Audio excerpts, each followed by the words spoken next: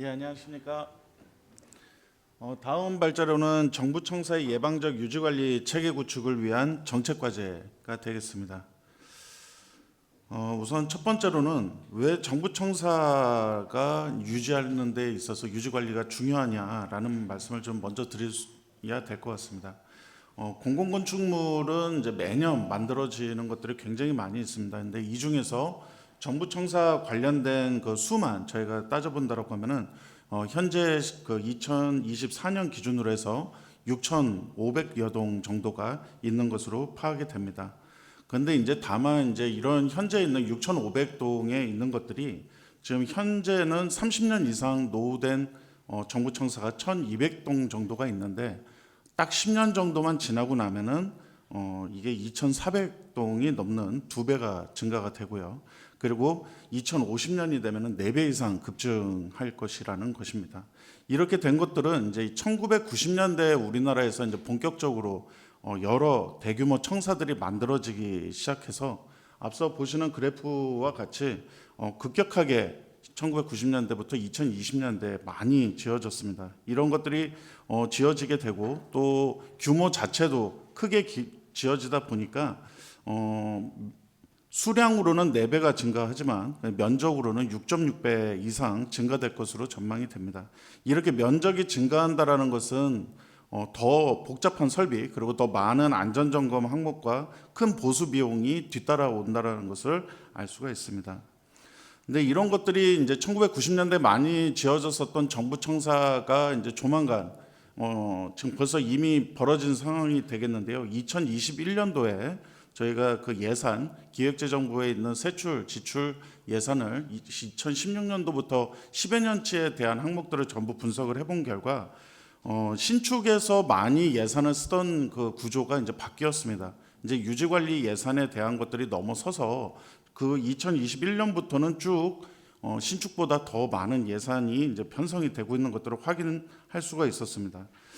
그러면서 이제 국가 자산에 대한 관리에 대한 무게 중심이 기존에 있었던 신규 건축에 대한 것들에서 기존 시설에 대한 체계적인 유지 관리가 굉장히 중요하겠다라고 할 수 있겠습니다.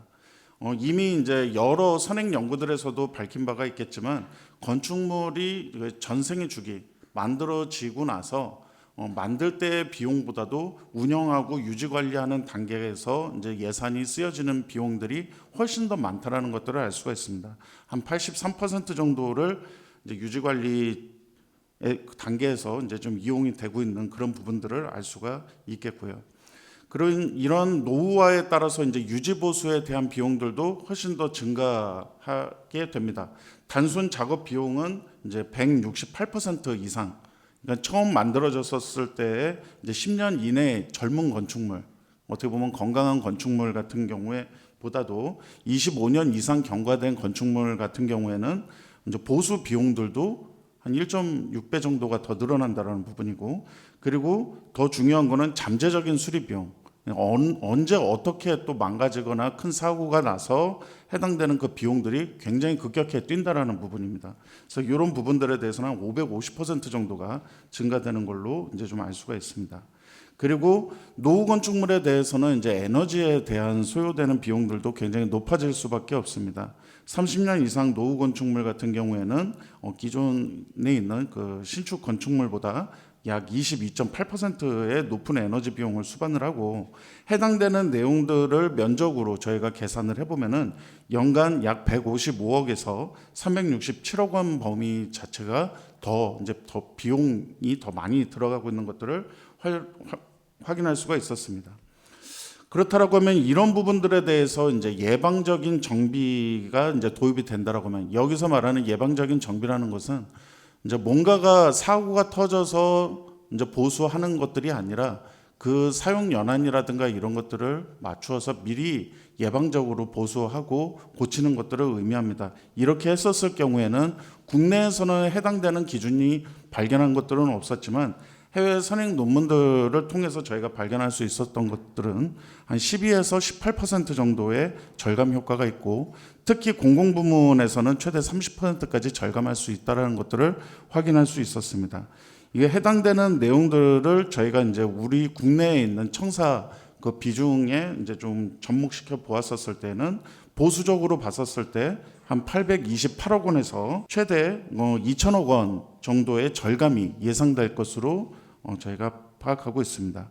그렇다고 하면 현재 지금 우리나라의 그 정부 청사에 대한 유지 관리 실태는 어떻게 될지 한번 보게 되면은 우선은 청사 자체가 이제 1990년대 초반부터 좀 만들어지다 보니까 구조적인 자재에 대한 노후화도 좀 문제가 있고 내진 설계 기준이 적용되지 않은 것들도 굉장히 많이 볼 수가 있습니다. 그래서 사진에서 보시는 바와 같이 태풍, 홍수, 한파 등에 대한 기후 변화에 대한 대응들도 굉장히 중요한 부분이 될 수 있겠고요. 그리고 에너지 효율적인 측면에 있어서도 이제 그 노후된 건축물에 대한 효율이 굉장히 낮다라는 부분. 그리고 업무 변화에 대응하지 못하는 공간 활용입니다. 여러분들도 아마 청사 많이 가보셨을 겁니다. 그 세종청사에 가보게 되더라도 굉장히 좀 밀집해서 일 근무를 하고 계시는 공무원들을 많이 볼 수가 있는데 이런 것들은 이제 지금 처음에 계획했었던 업무 인원들보다도 훨씬 더 초과하게 되는 인원들이 사용함에 따라서 발생되는 부분들도 좀 있고요. 그리고 이러한 것들은 결국은 행정 역량이라든가 업무 생산성에도 떨어지고 그리고 대국민에 대한 서비스 품질도 저하되는 결과를 초래를 하게 됩니다. 저희가 이거 해당되는 그 유지관리 실태를 파악하기 위해서 520여 개 되는 그 산하 기관들의 저희가 조사를 한번 해보았습니다. 근데 주로 가장 문제적으로 지적을 했었던 것들은 예산 부족과 이제 경직성에 대한 것들인데 주로 일반적으로 우리가 뭐 어디가 아프거나 뭔가가 고장이 났다라고 하면은 진단을 통해서 보수해야 되는 부분들에 대한 예산이 편성되어야 됨에도 불구하고 지금 현재는 거의 전년도 예산 답습 방식으로 전년도에 1억 원이 받았으면은 뭐 내년도 1억 원, 뭐 이런 식으로 정해져 있다라는 부분입니다. 그러다 보니까 능동적으로 대처를 좀 못하는 부분들도 굉장히 많이 있고요. 그리고 전문 인력에 대한 부분들도 굉장히 부족하다라는 것입니다.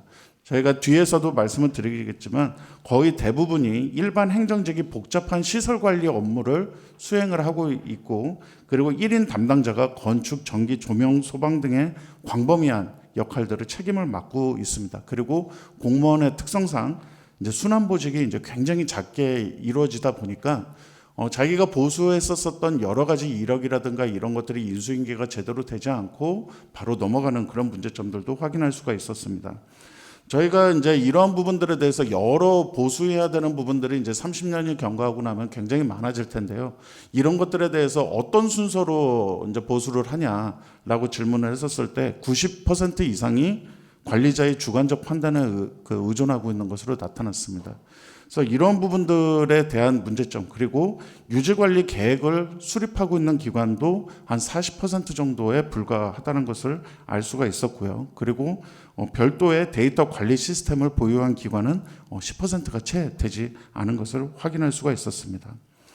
물론 정부청사 관리본부는 이제 그 국내에 있는 큰 청사에 대한 13개에 대해서는 나름대로 전문 인력과 예산 그리고 정보 시스템 GFMS를 운영을 하면서 체계적인 관리를 진행을 하고 있습니다. 그렇지만 그렇지 않은 기관들이 훨씬 많다라는 부분입니다. 한 6,500여 동 되는 정부청사에 대한 부분들은 굉장히 열악한 환경에서 관리가 되고 있는 부분들이고 실제로 저희가 조사를 했었을 때 GFMS가 이제 개발이 되었어도 해당되는 것들을 전혀 모르거나 아니면 그 이용하지 않는 분이 훨씬 더 많다라는 것들을 확인할 수 있었습니다. 그리고 저희가 이제 이런 실태 조사뿐만이 아니라 이제 현장에서도 해당되는 것들을 이제 좀 사례를 조사를 했었는데 앞서 보이는 이제 사진처럼 이제 정부 과천청사 같은 경우도 이미 이제 40년이 넘은 시설이 되어버렸습니다. 여기에서도 보면은 이제 위에서 다목적실로 가는 통로라든가 이런 것들은 이미 굉장히 노후되어 있는 것들을 볼 수가 있고 춘천 정부청사 같은 경우에도 전자 설비 같은 것들이 이제 새롭게 뭔가 기능이 들어왔었을 때 둘 공간이 없다 보니까 스프링클러 밑에다가 이제 배치하고 막 이런 위험 요소들이 굉장히 많이 있다는 것들을 저희가 발견을 할 수가 있었습니다.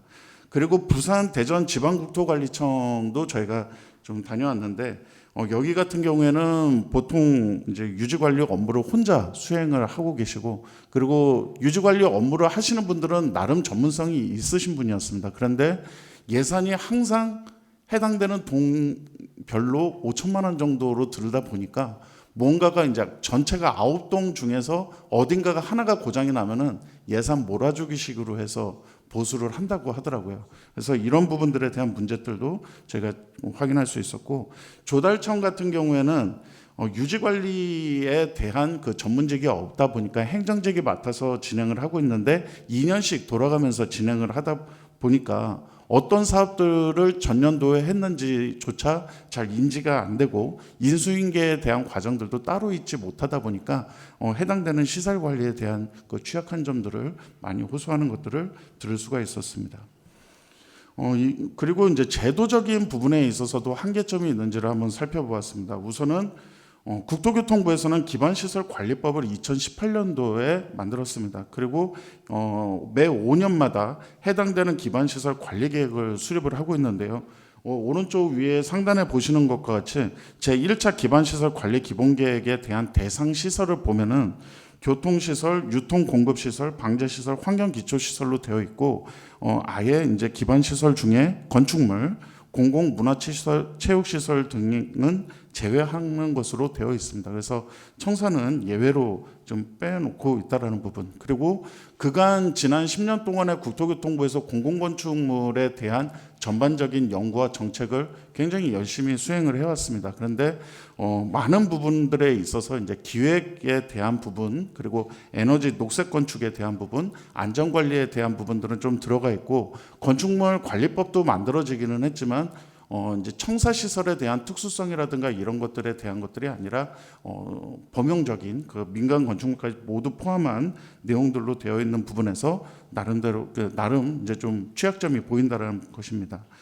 현재는 정부 청사 관리 규정을 대통령령에 따라서 저희가 관리를 하고 있습니다. 그런데 청사 수급 관리 계획은 신축과 증축에 대해서만 제도가 마련이 되어 있고, 유지 관리에 대한 사항들은 지금 현재 내용들이 빠져 있는 상태입니다. 그래서 이런 부분들에 대한 것들도 저희가 한계점들을 찾아볼 수가 있었습니다.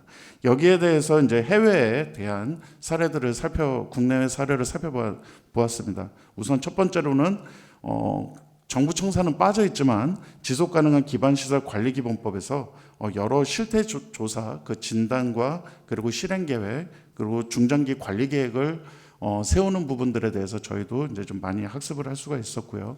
그리고 여러 청사들 관리하는 데에서도 전혀 못하는 열악한 곳만 있는 것이 아니라, 보건복지부 같은 경우에는 이제 국민건강보험공단이 전국적으로 한 200개소 정도가 분포되어 있는데, 해당되는 부분들에 의해서는 나름대로 굉장히 과학적으로 평가하고 진단해서 사업에 대한 우선순위를 정하고 있는 것들을 저희가 확인을 할 수가 있었습니다.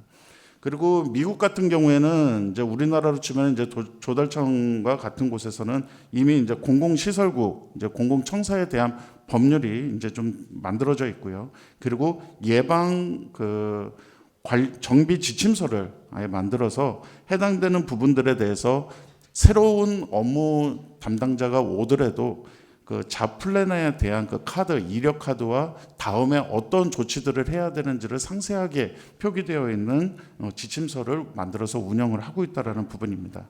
그리고 일본 같은 경우에는 이제 너무 이제 유명해서 잘 아시겠지만 인프라에 대한 장수명화 기본 계획입니다.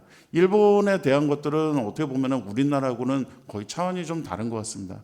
이미 이런 노후 청사에 대한 문제들을 이제 겪어왔었기 때문에 우리나라에서는 지금 30년 된 건축물에 대한 것들을 노후화됐다라고 하지만 일본 같은 경우에는 60년이 거의 기본이더라고요. 그리고 이 장수명 기본계획에서 보면 그런 60년에 대한 그 성능을 어떻게 하면 80년까지 늘릴까, 이런 부분들에 대한 계획과 그런 것들을 세우고 해당되는 시설 이력 카드와 개별 시설 계획을 세우고 있다는 점들을 저희가 확인을 할 수가 있었습니다. 그리고 영국 같은 경우에는 이제 이런 데이터 표준이라든가 이런 것들을 만들고 있는 것들을 전략적인 것들을 볼 수가 있었습니다. 여기에 대해서 저희가 이제 제안을 하고자 하는 것들은 이제 다음과 같습니다. 우선은 기존에 있었던 사후 대응에서 예방적인 유지 관리로 전환을 하자라는 부분입니다. 이러기 위해서 이제 우선 첫 번째로는 유지 관리에 대한 표준화와 계획 체계를 확립을 할 필요가 있겠습니다. 지금 노후정보청사에 대한 법적 정의가 없습니다. 사실 저희가 30년이 경과한 것들을 제가 노후청사라고는 했지만 사실 이건 법적 용어는 아니고요. 그리고 이건 일본에서도 마찬가지입니다. 근데 제 나이가 지금 50이지만 여기에 이제 그 건강 수명까지 또 진단해서 측정한다라고 하면 제 나이가 50이 될지 60이 될지 또 모르는 거지 않습니까? 이런 경관 연수와 성능을 또 합산한 그런 종합적인 판정 기준을 좀 만들 필요가 있겠고요. 그리고 지금 유지관리 계획 수립하고 있는 그 청사 그 기관들이 굉장히 부족하기 때문에 정부 청사 유지관리 계획을 5년 단위의 중장기 유지관리 계획과 연간 실행 계획 수립을 법제화해야 된다라는 부분들을 제안을 하였습니다. 그리고 표준 유지관리 지침에 대한 가이드라인인데 앞서 말씀드렸었던 미국 사례와 같이 현장 적용성을 높인 그 표준 그 점검 항목, 어떤 부분들을 점검하고 진단하고 그리고 안전수칙 등을 어떻게 지켜야 되는지에 대한 지침을 개발하고 보급할 필요가 있겠습니다. 두 번째로는 이러한 것들이 데이터 기반의 통합관리 시스템으로 운영이 되어야 된다는 것입니다. 지금 현재 정부청사 시설관리 시스템인 GFMS가 만들어져 있는데 이용률이 지금 현재까지는 굉장히 적은 상황입니다. 이런 부분들을 기능을 좀 고도화하고 그리고 해당되는 부분들이 거의 대부분 시스템화되어 있기 때문에 실제 이용자들은 굉장히 이용이 어렵다라는 이야기들을 많이 들었습니다. 그래서 모바일 기반의 그 현장 점검 기능까지 추가된 그런 시스템으로 고도화하는 부분들을 저희가 제안을 드렸습니다. 이 부분은 좀 지키기는 좀 사실은 좀 어려운 부분이기는 하겠지만 기재부에서의 그 디지털 예산 회계 시스템 디브레인하고 좀 연동하자라는 이야기입니다. 왜냐하면 해당되는 실무자들이 해당되는 시스템을 이원화된 시스템에 따로따로 입력하면서 벌어지는 여러 가지 불편한 점이라든가 그런 부분들도 제안을 드렸습니다. 그리고 세 번째로는 데이터 표준을 수립을 하고 품질 관리 체계를 구축해야 되는 부분이 있겠습니다. 지금 데이터 표준 지금 건축물 관리 대장에 대한 것들도 그렇고 여러 가지 것들이 이제 데이터 표준이 이루어지지 않아서 분석이라든가 이런 것들이 어려운 부분들이 좀 있듯이 해당되는 부분들도 이제 그 여러 부분에서 이제 좀 관용적으로 쓸 수 있도록 해당되는 데이터 표준 코드를 만드는 부분이 필요하겠고요. 그리고 마지막 세 번째로는 유지 관리에 대한 실행 주체가 이제 개편되고 전문성이 강화될 필요가 있겠습니다. 지금 현재 운영되고 있는 정부청사 관리본부가 신축과 증축에 대한 청사수고 관리 계획만 지금 운영하는 것뿐만이 아니라 여기에서 나아가서 이제 관련된 그 청에 대한 컨설팅과 전문 지원 센터로서 역할을 해주기를 기대합니다. 그리고 관련된 시설 관리 전문직을 도입을 하고 역량 강화 프로그램을 운영하는 부분들을 제안을 하였습니다. 이런 부분들이 이루어지려고 하면은 우선 법 제도 정비가 이루어져야 됩니다. 정부청사 관리 규정에 그 대통령령으로서의 한계를 극복하고 우선은 해당되는 부분들에 대한 전면 개정에 대한 내용들을 유지관리 내용들을 포함해서 수록을 해놓았고요. 지금 현재는 이제 수시연구 과제로 청사관리법 제정에 대한 것들도 저희가 준비를 하고 있습니다.